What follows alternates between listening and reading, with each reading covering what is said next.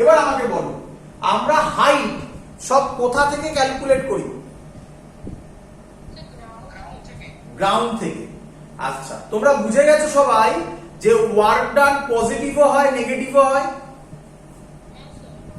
গ্রাউন্ডের থেকে আমি যদি নিচে নামি তাহলে ওয়ার্ক ডান নেগেটিভ হবে না পজিটিভ হবে?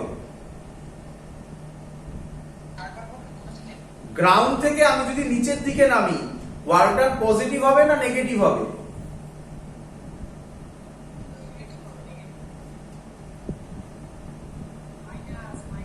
মাইনাস। আগে থেকে পড়িয়েছিলাম তো যে হাইটে উঠলে মানে এই গ্রাউন্ড থেকে ভাবা হয়, উপরে উঠলে পজিটিভ নিচে নামলে নেগেটিভ, একই নয়? এবার ভাবো একটা পাথর উপরে ছুঁড়ে দিলে কোথায় পড়ে? নিচের দিকে। নিচের দিকে নয়, কোথায় পড়ে? মাটিতে। তার কারণ তুমি যখন পাথরটাকে উপরে ছুঁড়লে হাইট বাড়তে থাকছে, পোটেনশিয়াল এনার্জি কি হবে? হাইট বাড়ছে, পোটেনশিয়াল এনার্জি কি হবে? ও চাইবে সবসময় কোথায় আসতে? ও চাইবে সবসময় কোথায় আসতে? একবারও বলিনি আমি এসব কথা, একবারও বলিনি। ও চাইবে সবসময় কোথায় আসতে? Minimum potential energy.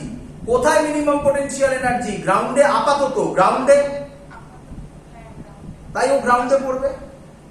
আচ্ছা বাবা, যদি গ্রাউন্ডটায় তখন আর্থকোয়েক হলো, গ্রাউন্ডটা সরে গেল, তাহলে ও গ্রাউন্ডে পড়বে না আরো নিচে যাবে?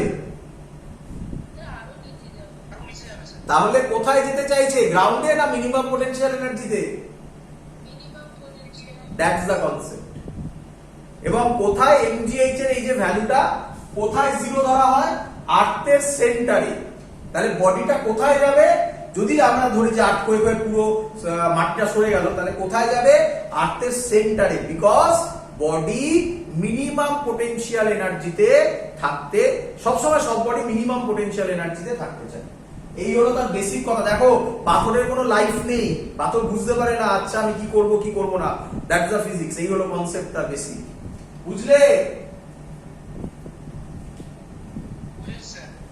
চলো, এটা নিয়ে ডিটেইলস অ্যানালিসিস আমরা একটু পরে করব, বাট এই যে কথাটা তোমরা বললে না, তোমরা ভুল বলোনি কিন্তু, তোমরা ঠিক বলেছো।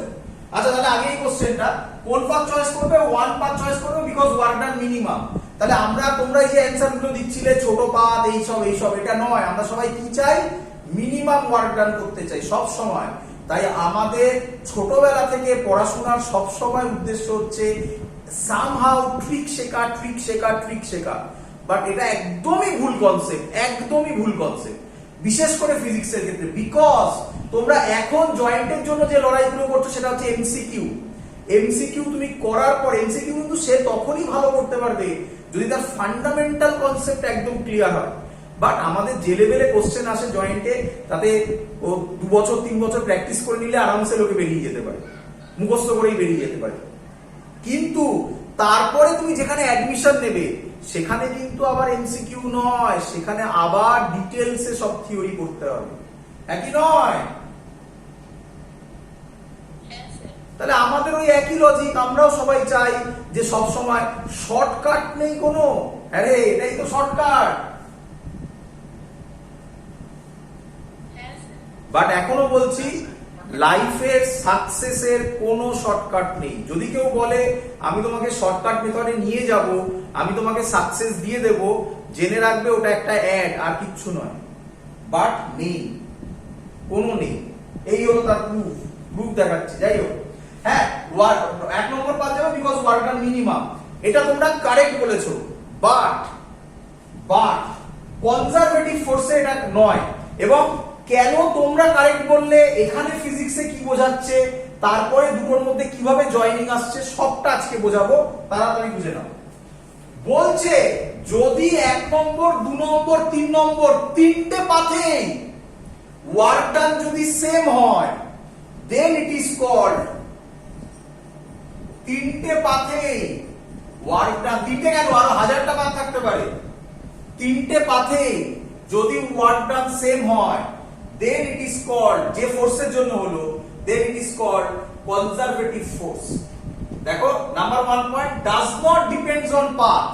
একে যাও, দুয়ে যাও, তিনে যাও। আমি জানি তোমাদের মাথায় কোশ্চেন, স্যার কি করে হচ্ছে, হয় না তো, একটু এক্ষুনি এক্সাম্পল দিলাম, আপনি বললেন ঠিক আছে। আরে বাবা ধৈর্য ধরো, সব বোঝাবো। দেখো ক্লিয়ার, সবার এটা বোঝা গেছে? শুধুমাত্র কার উপর ডিপেন্ড করে? ইনিশিয়াল মানে এ, ফাইনাল মানে বি। ইনিশিয়াল আর ফাইনাল পয়েন্টের উপর ডিপেন্ড করে, আর কারোর উপর ডিপেন্ড করে না। এত অবধি ক্লিয়ার সবার? আজকে একটা খুব ইম্পর্টেন্ট কথা বলবো, যেটা আগের দিন বলেছিলাম, ভালো করে শুনবে, আগের ভিডিওতে বলেছিলাম, তার অ্যানসার দিইনি। এবার ভাবো, একটা বডি এ থেকে শুরু করলো, গেল গেল গেল গেল গেল গেল গেল গেল গেল গেল গেল, বলো কনজারভেটিভ ফোর্স বলছি, তাহলে ওয়ার্ক ডান কত হবে?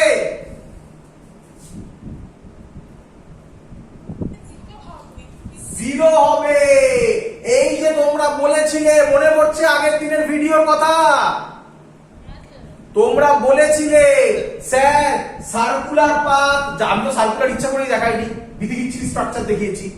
যে কোনো স্ট্রাকচারে যদি ইনিশিয়াল আর ফাইনাল পয়েন্ট সেম হয়, তাহলে ওয়ার্ক ডান জিরো হয়, বিকজ তোমরা বলেছিলে, আমি নই, ডিসপ্লেসমেন্ট জিরো হয়। আমি বলেছিলাম এটা ভুল কথা।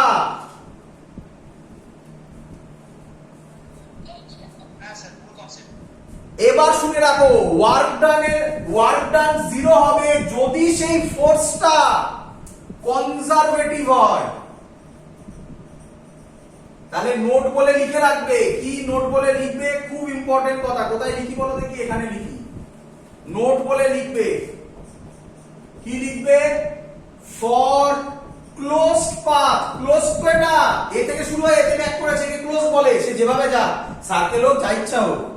For closed path, work done is equal to zero. এই স্টেটমেন্টটা ভুল। কারেক্ট স্টেটমেন্ট কি? For closed path, work done is equal to zero only for conservative force. মাথায় ঢুকলো কিছু?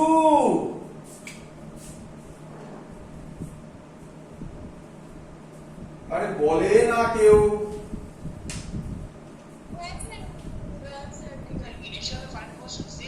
একদম ইনিশিয়াল আর ফাইনাল পজিশন সেম হয়ে যাচ্ছে, that's why work done zero only for conservative force. ঠিক বলেছি এত অবধি? কি স্যার যা ইচ্ছা বোঝাচ্ছেন, আপনি যা বলবেন তাই মেনে নিতে হবে? থোড়াই তাহলে ফিজিক্স করতে এসেছি।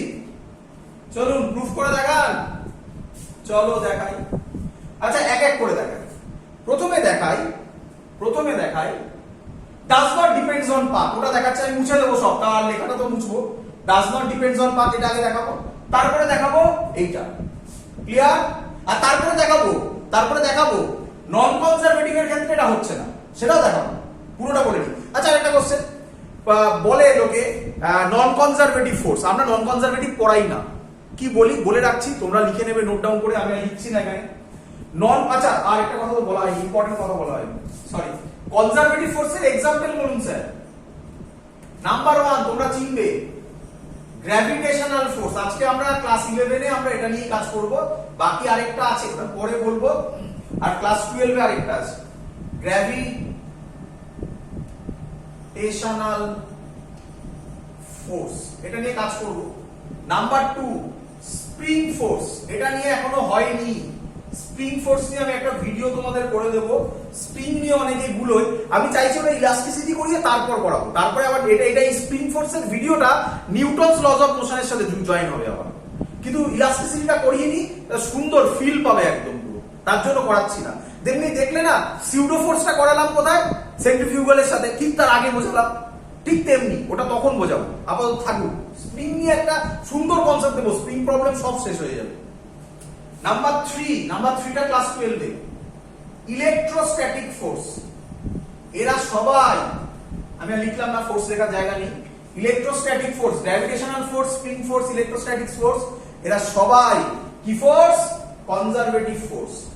পরীক্ষার এবার কোশ্চেন, আচ্ছা পরীক্ষার কোশ্চেন আমি আলাদা করে বলছি, তোমরা লিখে নেবে, আমি আর লিখছি না। Question, sir what is the definition of non conservative force? সহজ কথা লিখবে। আর নন কনজারভেটিভ ফোর্স আর such forces which are not conservative। আরে ঘুরিয়ে বলা, হ্যাঁ কি নয়? নন কনজারভেটিভ ফোর্স হচ্ছে সেই ফোর্স যারা কনজারভেটিভ নয়।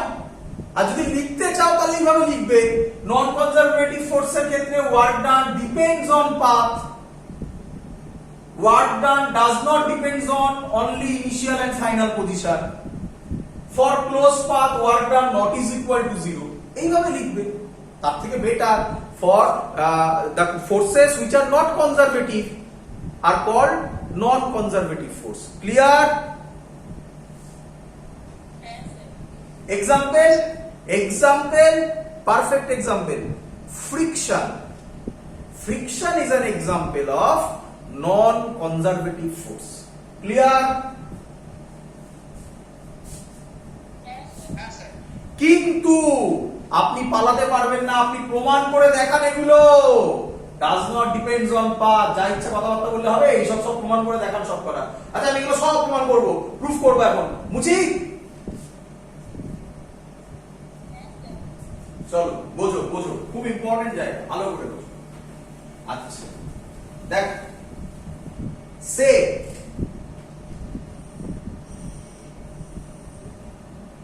এ বি সি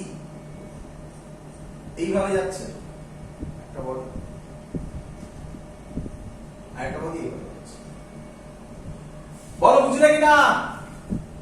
এ থেকে বি সি তে যাবে একবার 1 নম্বর পাথ দিয়ে, আর একবার টোটালটা মিলিয়ে 2 নম্বর পাথ দিয়ে এ বি হয়ে বি সি যাবে। ক্লিয়ার?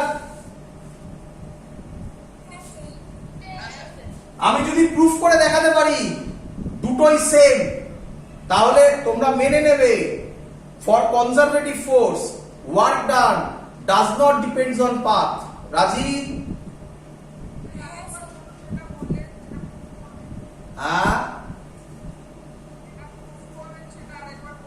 আমি যদি প্রুফ করতে পারি 1 নম্বর পাথে যা ওয়ার্ক ডান হবে, এই গিয়ে এই টোটালটা মিলিয়ে 2 নম্বর পাথ, 2 নম্বর পাথে সেম ওয়ার্ক ডান হবে, তাহলে আমি যা বলেছি সেটা মেনে নেবে।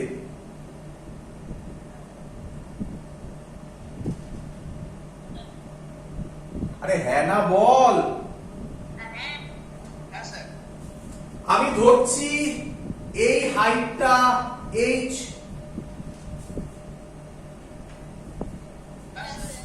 এই হাইটটা এই লেন্থটা l, আর এই অ্যাঙ্গেলটা থিটা করি।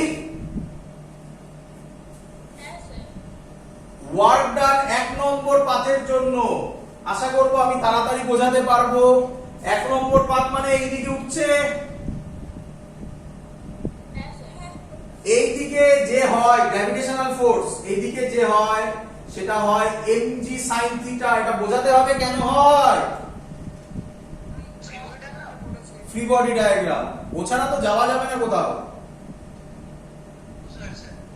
তাহলে ফোর্সটা হবে mg sin থিটা, এটা হলো ফোর্স ইনটু, না একটু গুলোবে, দাঁড়াও, গুলোবে, এটাকে ফাই করে নাও। এবার ঠিক আছে? কেন বললাম বুঝবে। এবার ঠিক আছে? চলো, এটা ফোর্স, ফর্মুলা ওয়ার্ক ডানের formula force into displacement into cos থিটা। এটা ফোর্স, ডিসপ্লেসমেন্ট কত? L, force into displacement. এবার ফোর্স এদিকে ডিসপ্লেসমেন্ট এদিকে, তাহলে এদের মধ্যে অ্যাঙ্গেল কত? আচ্ছা আমি আশা করব তোমরা এটা বুঝে গেছো কেন স্যার ফাই করলো এটাকে, নাকি? আরে আমি যদি এখানে থিটা লিখি, তুই এই cos থিটার সাথে ভাববি এই থিটাটা সেম, দুটো তো আলাদা আলাদা থিটা। পরীক্ষায় কিন্তু অঙ্কের সময় কিন্তু ইচ্ছা করে গুলোবে, বলে দিলাম আমি, কিন্তু ওরা এসব কিচ্ছু বলবে না, ওরা ইচ্ছা করে এই অ্যাঙ্গেলটাকে থিটা দেখাবে, তখন কিন্তু মাথায় থাকে যেন এই থিটাটা আর এই থিটাটা এক নয়।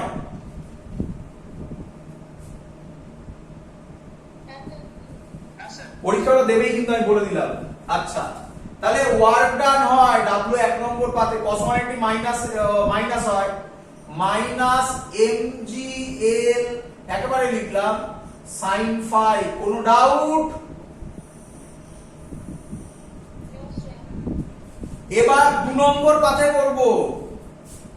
2 নম্বর পাতের জন্য ওয়ার্ক ডান দুটো ভাগে ভাগ হয়, একটা হচ্ছে এবি পাতের জন্য প্লাস বিসি পাতের জন্য।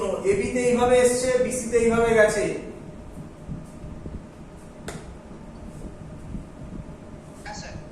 এবার এই পয়েন্টে যাচ্ছে এদিকে, ওয়েট কোন দিকে কাজ করে?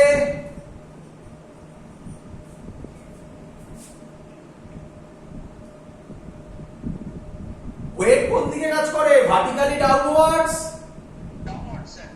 তাহলে এমটির সাথে ডিসপ্লেসমেন্টের অ্যাঙ্গেল কত?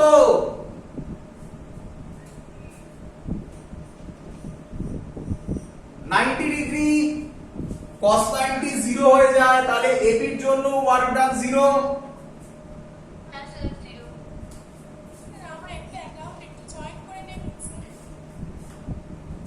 এখন অ্যাকাউন্ট জয়েন করব।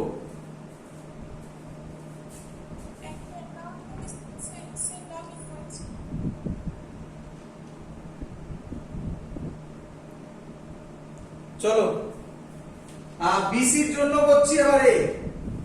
বিসির জন্য ওয়েট কোন দিকে? নিচের দিকে। এমজি হাইট কত উঠেছে? এইচ। কে আমায় বলবে ফোর্স কোন দিকে? হাইট কোন দিকে?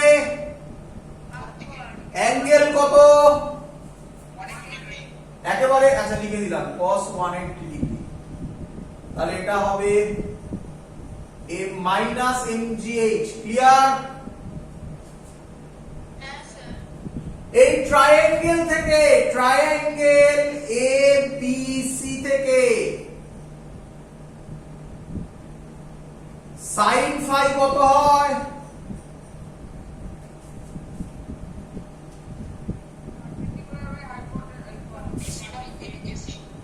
না এই দেওয়া আছে না, তাহলে h কত হয়?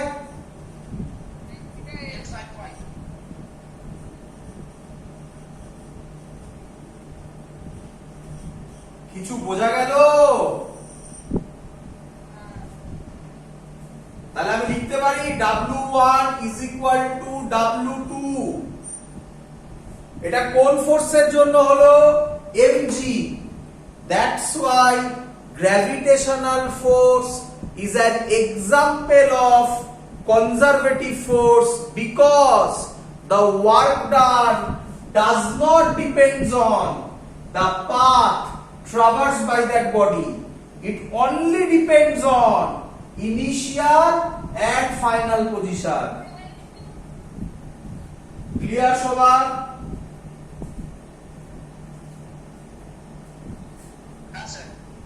চলো এবার ভালো করে দেখো।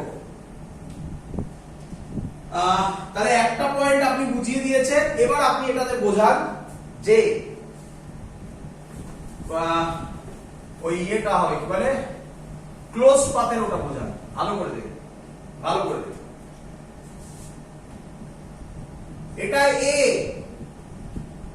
এটা বি, ভালো করে শুনবি।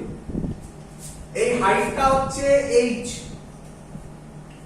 তুই এ থেকে বি তে একটা বল ফেললি, তাহলে ফোর্স কোন দিকে?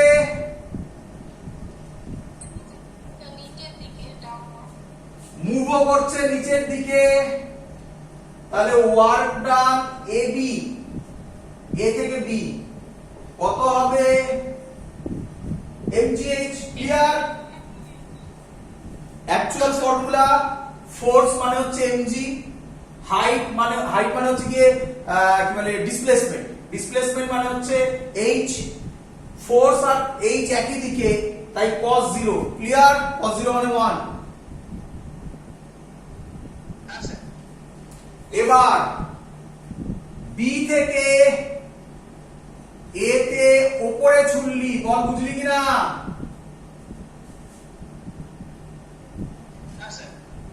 এবার আচ্ছা সরি আমি ভুল লিখেছি এটা উপরে ছুললি তাই তো এইটা h নাকি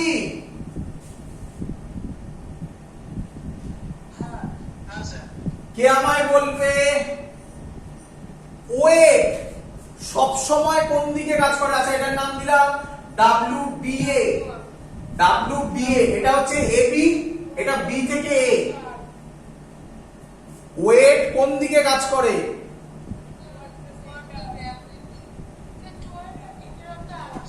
মানে ডাউনওয়ার্ড এখানে আর অত বলতে না ভার্টিক্যালি ডাউনওয়ার্ডস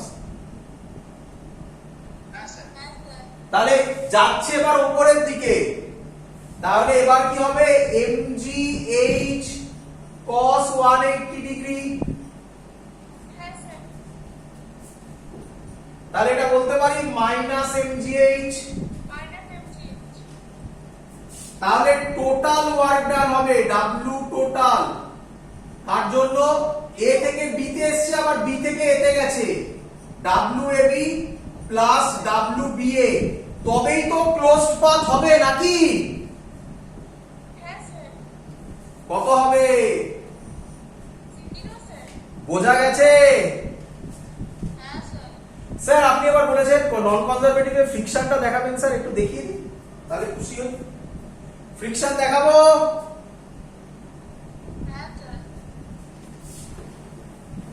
দেখাই দেখাই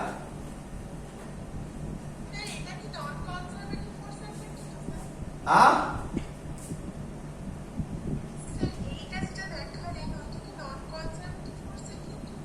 জিরো কার হয় work done for close path zero কার হয় তাহলে নন কনজারভেটিভ আসছে কোথা থেকে নন কনজারভেটিভ এখনো করিনি এবার করব চলো ধরো এই রাস্তা এ থেকে বডি যাচ্ছে বি তে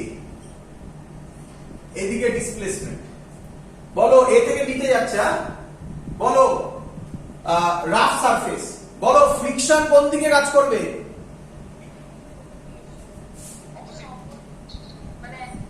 এটা হবে ফ্রিকশন তাহলে WAB হবে A থেকে B যাওয়ার জন্য ফোর্স আচ্ছা ডিসপ্লেসমেন্টটা ধরে নিলাম S FS cos 180 ক্লিয়ার কেন ডিসপ্লেসমেন্ট এদিকে ফোর্স এদিকে অ্যাঙ্গেল 180 ডিগ্রি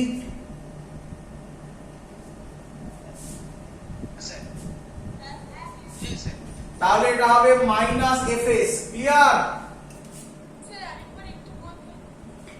বডিটা যাচ্ছে এদিকে ফোর্স এদিকে তাহলে এদের মধ্যে অ্যাঙ্গেল কত হবে 180 ডিগ্রি cos 180 মাইনাস তাহলে মাইনাস FS হয়ে গেল এবার বডিটা B থেকে A তে আসছে এবার ডিসপ্লেসমেন্ট এদিকে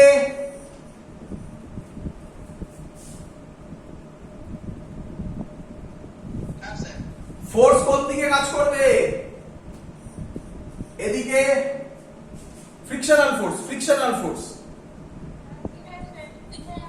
তাহলে এবার হবে WBA B থেকে A তে আসছে আবার হবে FS cos 180 ডিগ্রি ঠিক করেছি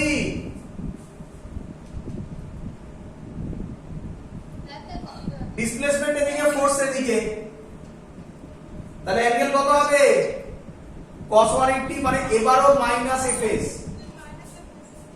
তাহলে W টোটাল হবে টোটাল মানে A থেকে B তে গেল আবার B থেকে A তে ফিরলো WAB প্লাস WBA সেটা কি আর জিরো হবে না মাইনাস 2FS হয়ে যাবে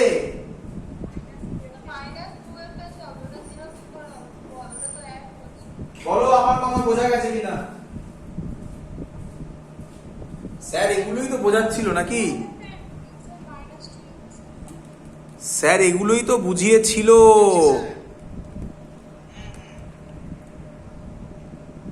বলো, ক্লিয়ার সবার?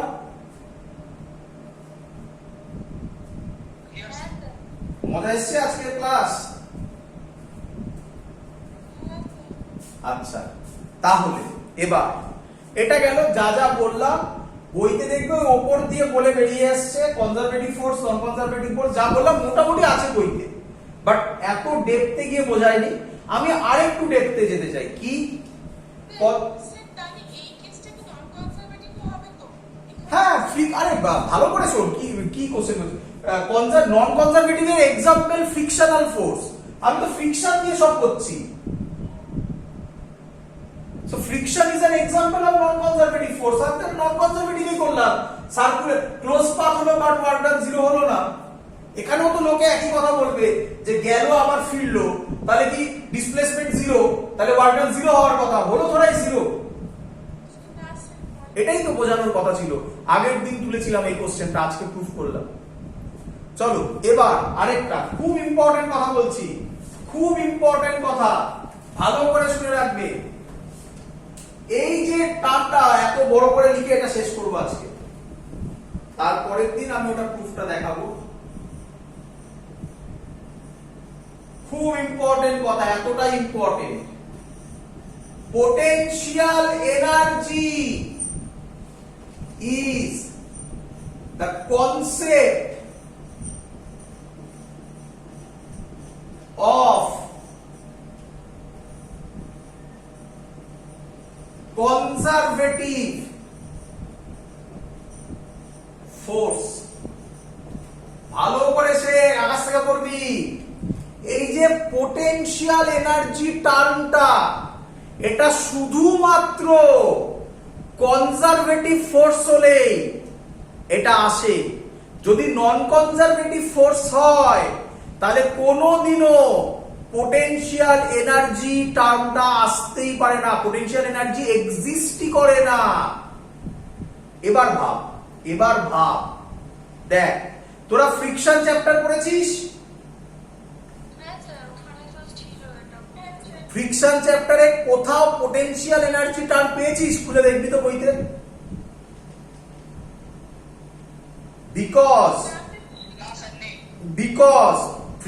friction is an example of non conservative force। Gravitation আমরা পড়ব, গ্র্যাভিটেশনে বড় বড় করে থাকবে ক্যালকুলেট পোটেনশিয়াল এনার্জি, প্রচুর বার আসবে, শুনে রাখ আজকের ক্লাস, বারবার আসবে।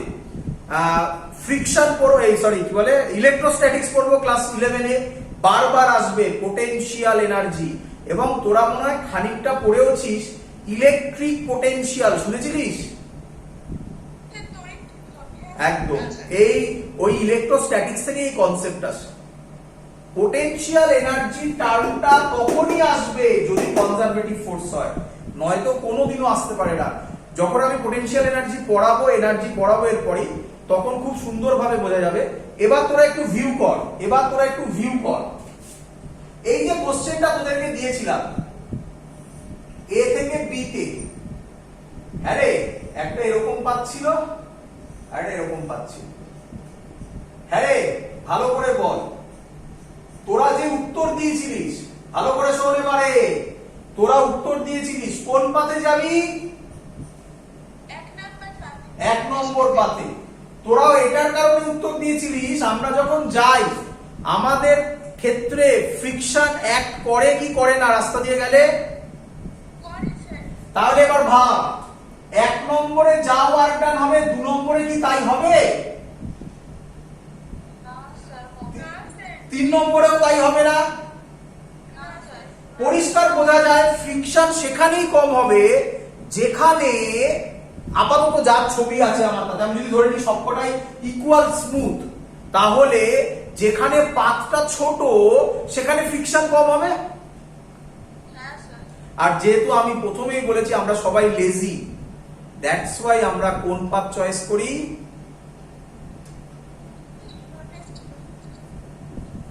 1 নম্বর পাথ, কারণ ওখানে ফ্রিকশন কম বলে, আর কোনো রিজন নেই। ক্লিয়ার সবার? হ্যাঁ স্যার অভিকর্ষের ক্ষেত্রে মানে গ্র্যাভিটেশনের ক্ষেত্রে কি স্যার বায়ু ফ্রিকশনটাকে জিরো ধরে নেওয়া হয় না? হ্যাঁ হ্যাঁ, আমরা যা করি সব ফ্রিকশন জিরো। আমরা এখানে আমি work power energy work energy থিওরেমে একবার আনবো এয়ার ফ্রিকশন, বাট তাছাড়া এয়ার ফ্রিকশন সবসময় জিরো।